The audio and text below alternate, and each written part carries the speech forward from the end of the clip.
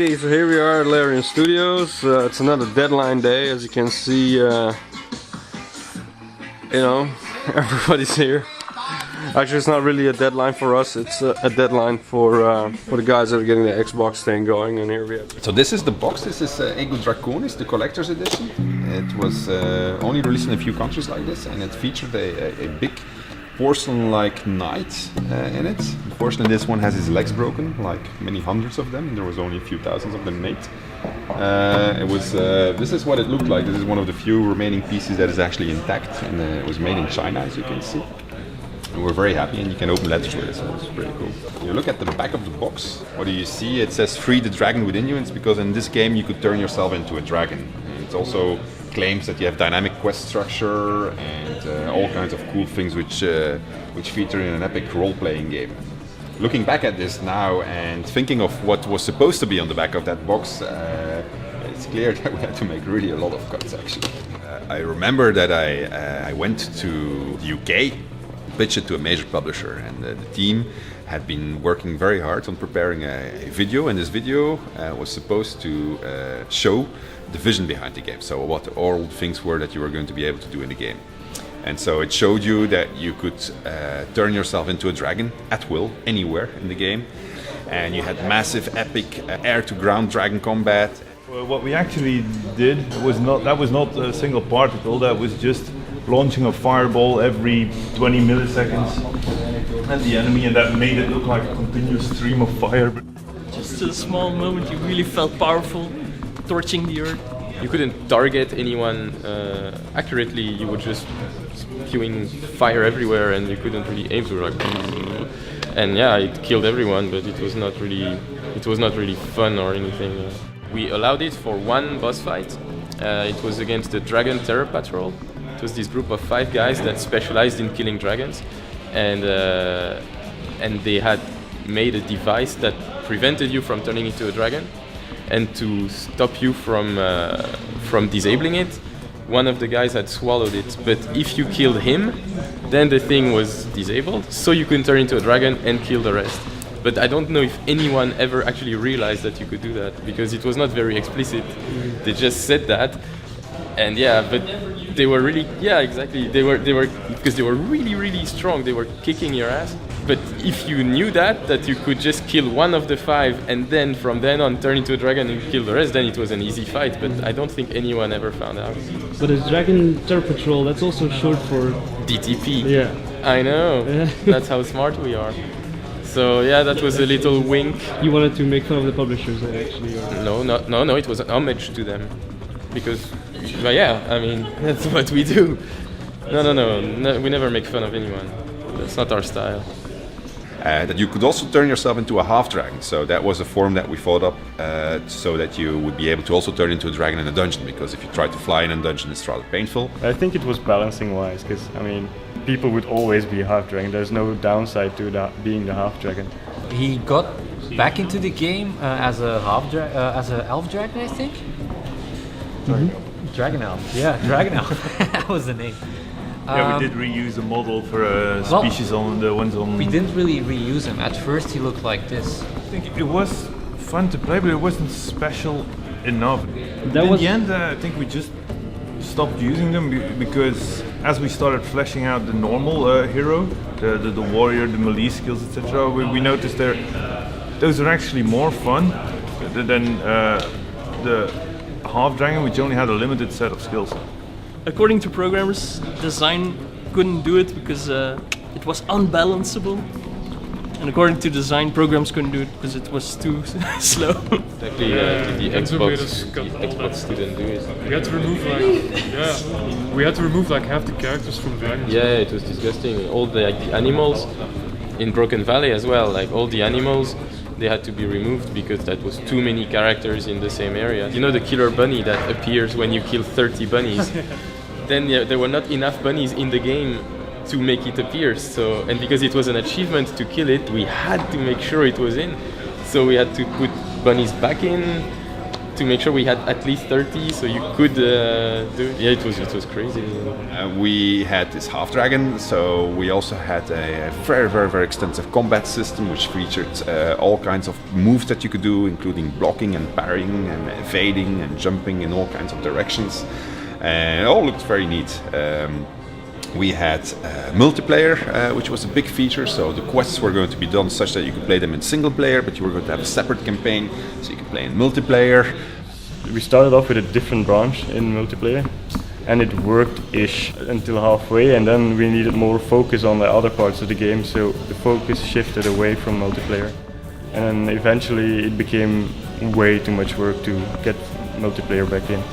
Because they couldn't make the quests interesting enough. With multiplayer it's a lot more complex, as we're noticing now. Well, let's just say it's design reasons, but the technical stuff was an added bonus when we scrapped it. Yeah. Because it was a lot of work. But it was actually working. Multiple dragons, the physics syncing, it was all there. I think we had like 30 or 40 large levels that we were going to do, where in the end I think we ended up with 10 or so, or no, even less. Yeah, this is, you remember those... I do remember. I made most of that stuff. Yeah. It's too bad, huh? Yeah. Interesting story. Most of it got scrapped though. Yeah, I remember. I mean, I still have the designs right here. I remember I built this whole city, Emerald City, and then took like 6 months to build that thing, and then suddenly someone came and said, yeah, look, So it looks good, but we're gonna scratch it. When I see you holding this stuff, it looks like the design phase was already pretty far. pretty much, man. We had designed a lot of it actually. But for some reason it got scratched, right? Do you remember why? Yeah, I remember why. Apparently we couldn't make it to the deadline, and back then we were making Flames of Vengeance, and we might as well just kept it in and made it better with Dragon Knight Saga, like we did with the rest of the game. I remember you cried that day. I cried. You cried. I guess that's what happens in the video game industry. No, only to you. You're working a lot slower these days. I'm working a lot aren't you? slower. I'm not making as much content. Yeah, that's better that way. It really looked awesome. We had a lot of It did look good. Look good. It's a black ring cam. Beautiful area. We had an enormous world, and a really big world, which was necessary because we had all these races that we were going to cover. You had the elves, and the dwarves, and the orcs, and the undead, and the imps, and the lizards, and well, all the races that were ever present in the previous divinities were present in this game world. As a Dragon Knight, you went around the entire world and met with all the races, and you had to convince all these races to send a delegation to the battle tower, and your battle tower would become sort of your headquarters, or where all your armies would amass. And once you had a big enough army to actually take on Damien and his armies, Actually, I've forgotten about that. you would have taken all these armies, and then in an RTS type of gameplay, you would attack with humans, dwarves, elves, other dragon knights. It's a whole lot of work, because just for the end game you need to implement an entire RTS, and not only that, you need to implement a tutorial so that people know how to play the RTS, and you're stepping away completely from a game that already had two genres, because you had the ground RPG regular gameplay, and then you had the dragon action combat sim. We had a battle tower, which was like a central hub where you were going to accumulate not only troops to help you in the end fight, but also cyclopses who were kind of servants that were going to serve you in this tower, and you could customize the tower like it would be a Sims type of game. So it was fairly extensive. Initially, when we were pitching this game, we were trying to sell it to the large publishers, but they weren't interested. They didn't believe that a team from Belgium was capable of doing that. Actually, one of the publishers even told us that Belgium was renowned for not having any artists, and I was so shocked by that when I came back, I vowed that I was going to put him in the game in a not so flattering role. And we did, actually. We made him the guy who is soul-forged to a chicken, and the player in the game is killing chickens all the time, so this guy is total in panic that his soul-forged chicken will be killed. So the pitching to the large publishers didn't work out, despite the best efforts of creating this movie that we had done, which showed all of the features. And so we ended up with publishers with less money, and that meant that we had to make a smaller game. But we said, let's keep the ambitions high, basically like we originally intended them, and see where we end up. And that meant that eventually we had to do a lot of cuts, but it also meant that during the production we found ourselves under a lot of pressure. It's quite hot in here. You can feel the tension. Because game production is divided into different milestones, and these milestones, that's where you get your money from the publisher if you meet them. So it was important for us that we met every single milestone, but in the back of our mind we wanted to put more in the game than was actually originally the intention.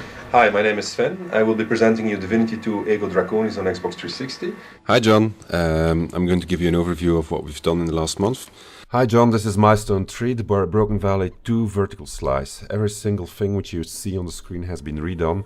It even got to the point that there was a moment in the development that I went to present the game to the publisher, and the producer and the development director started asking all kinds of nasty questions and hard to answer questions.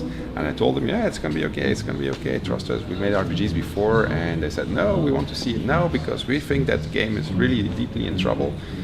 And and I had the impression that actually they were ready to cancel the game. So we agreed that I was going to show them that the game was further ahead than what they could see at the moment by demonstrating some gameplay. And I came back to Larian and I didn't tell anybody that of these cancellation plans that were running around in their heads, or at least that they had given me the illusion of. But I said to Farhan, our lead designer, I need to have a movie, or at least a series of movies which shows multiple quest outcomes, and you have 2 weeks to make it, and it's rather important that I get this. And so I remember Farhan was quite angry at me because he said the engine is not ready, it's not in the state. And I said, well, I still need the movies, I mean, it's for whatever reason. And so he came through, he made the movies, but he didn't have such an easy job making the movies as far as I remember. Are we rolling? Alright. Hello ladies and gentlemen, this is Farhan Namna speaking from Larian Studios. Alright, hello ladies and gentlemen, this is Farhan Namna, the lead designer at Larian Studios. Alright, are we rolling? Excellent. Hello ladies and gentlemen, this is Farhan Namna speaking. Hello John. This is the actual footage. This is, what's that? Road giving me a sword and something. Yeah, I was pretty wasted actually. It was like at night, we had a couple of beers and everything, and still recording the quest. The hell are we? Oh, I'm inside a rock. Look at this, John. This is beautiful, John. Look at this. This is beautiful. Oh look, there's a cross here. What does that cross do? It's telling me I have a new quest event. It's like chasing the dragon. Puff the magic. Like, you know, eventually Sven would, you know, like bribe them or somehow just, you know, go out with them and everybody would get wasted, and then somehow the milestone would be approved. So yeah, this is what's left over from our QA team, our quality assurance guys, who were doing the testing for Dragon Knight Saga and Ego Draconis. We're going to have to set it up again for Original Sin and Dragon Commander. So we had testers, I think we had over 50 or something. We had testers in Germany, in India, in Romania, in Ireland, in Canada, and obviously also in Belgium. Would have been a better idea actually to put them all in Belgium, but that's a publisher thing. We started getting help from our publishers and also from third-party companies like there was one in Asia, which those guys weren't too good. They were always focused on little details while we wanted different feedback. But they would make up these bug reports that made no sense at all. Like one of the epic ones is the duck is, look at what she makes. She's in Imperial White, and that was the bug report. And we kept sending it back to the guy, like, what do you mean, the duck? And he said, had the duck, problem with duck. But no, that's all we got out of it. What was the problem then? We don't know. It's still a mystery. The duck, it looks fine. It goes like this. There's no problem with the duck. So now we're making this anthology box. This is the prototype actually, and it's bringing back a lot of memories because it spans 10 years of Divinity. Yes, Matthew. Matthew with a stick. He's famous. He pokes with the stick. See? I think you hurt someone.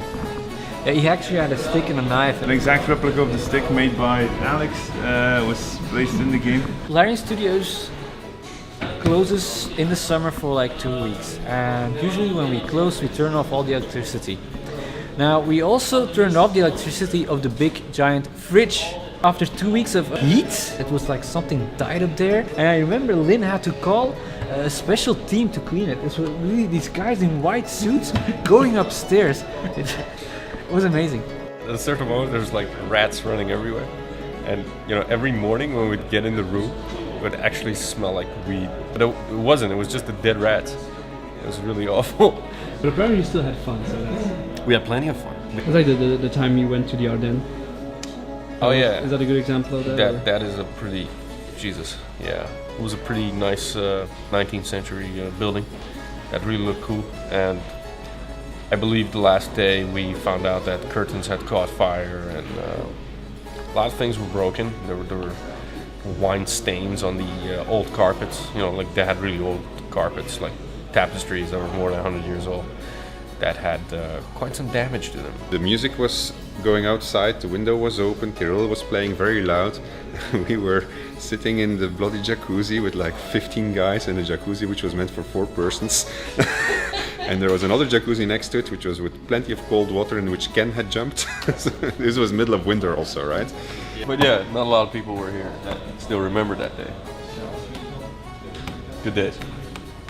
We had a lot of fun. We really had a lot of fun. But we also had a lot of hard times and a lot of work. And there were a lot of sleepless nights, and the sleepless nights, they were not always caused by the actual work, but sometimes they were the strangest things. I mean, I remember Kirill flooding the office and getting a phone call at 3 o'clock at night by a panicked artist saying, Sven, come to the office. There's water everywhere. The water was really streaming down the stairs everywhere. It was seeping through the ceiling. It was flooded. All the ceiling tiles were damaged. All the carpets, everything that was standing on the floor was ruined. Do you now change your approach on making the RPG? The thing is, you always know where you start, but to be honest, you never know where you're going to end. So the best approach I've learned is that you try to have fun as you make it, and then hopefully that fun is going to brush off on the player. He's going to have fun too. And you do your best. What more can you do? Despite all the overtime, the long hours, the fights, the everything, at the end of the day, it's still an awesome group of like-minded people who get to make video games. I mean, how many people can say that? Yeah. Well, 40. Yeah, it doesn't have a stick now.